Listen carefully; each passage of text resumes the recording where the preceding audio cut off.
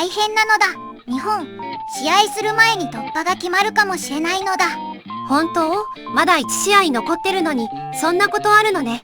他の試合次第で先に決まるとか、朝から心臓に悪いじゃん。日本は勝ち点4で、今はグループ F の2位なのだ。しかも相手はスウェーデンなのだ。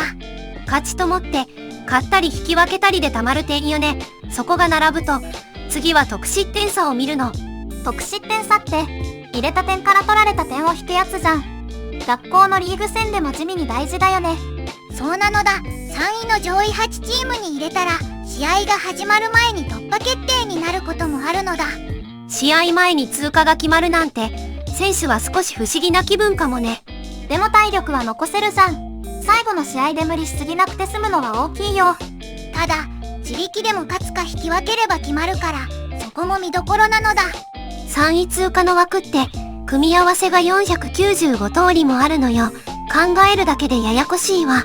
495通りって、クラスの席替えよりややこしいじゃん。しかも今大会は48チーム制なのだ。3位でも先に進める道が増えてるのだ。昔よりは希望が広がった感じね。だからこそ、グループの結果が気になるわ。日本が自分で決めるのか、それとも他の試合待ちになるのか、そこみたいじゃん。勝って決めるのが一番気持ちいいけど、他以上の結果で先に決まるのもワールドカップらしいのだ。次はお金に近い話なのだ。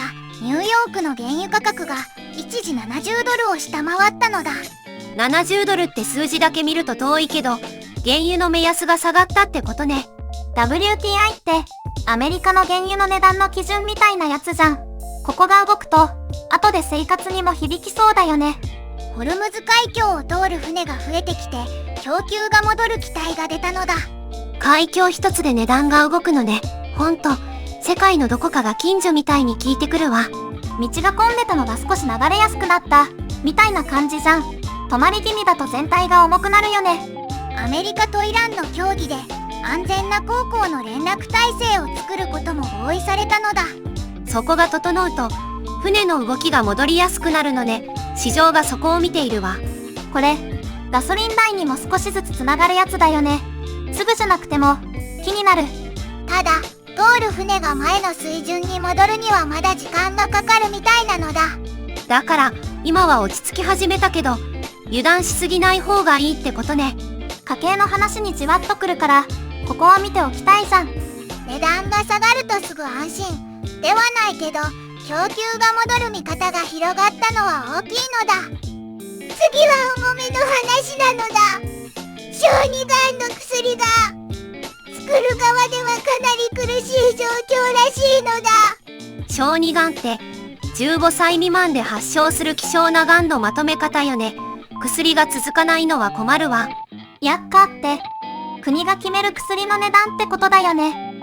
そこが下がりすぎると、作る側がきつくなるんだ。確認できた29の薬のうち、11が原価の方が高い状態だったのだ。4割近くが採算割れって、かなり厳しいわね。しかも原材料や原薬の多くが海外からなら、円安も重なるじゃん。そりゃ余裕なくなるよね。原材料費が10年で10倍になったって回答もあったのだ。それはもう、昔のままの値段では回らないわ。売るほど赤字って、続けるのが前提の話じゃなくなってる感じだよね。小さい一社しか作っていない薬が入荷できなくなって、病院が別の薬で代わりにしたこともあったのだ。代わりがあるならまだしも、ないとかなり苦しいわね。前にも同じようなことがあったなら、たまたまじゃなくて仕組みの話だよね。患者の家族は当たり前に使えていた薬がなくなるかもしれないって不安と怒りを話していたのだ。その気持ちは当然よ。命に近い薬ほど止まると怖いもの。国が特別に見直す余地を早めに作るって話、かなり大事だと思う。専門家も希少な病気の薬は特例で早く見直すべきだと言っていたのだ。薬があるのが当たり前で終わらせちゃいけないわね。じゃあ寄り道を一つ、ワールドカップの豆知識少しだけ話してもいい？聞きたいのだ。サッカーの話、まだ続くのだ。2022年のワールドカップはカタールで開かれた大会だったの。カタールって聞くだけで、ちょっと特別感じあるじゃん。しかもあれが32チーム制としては最後の大会だったわ。次の大会から48チームに増えるのよ。最後の32チームだったのだ。なんだか区切りがすごいのだ。それと、カタール開催は中東で初めて、アジア開催としては2002年の日韓大会以来2回目だったの。へえ、開催地だけでも歴史があるんだね。そういうの知ると見え方変わるじゃん。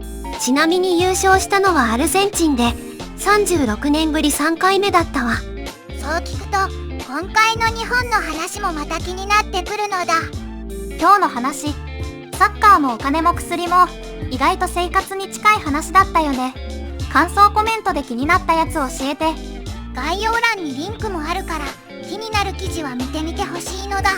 じゃあ次回も気になるところだけ拾っていくわよ。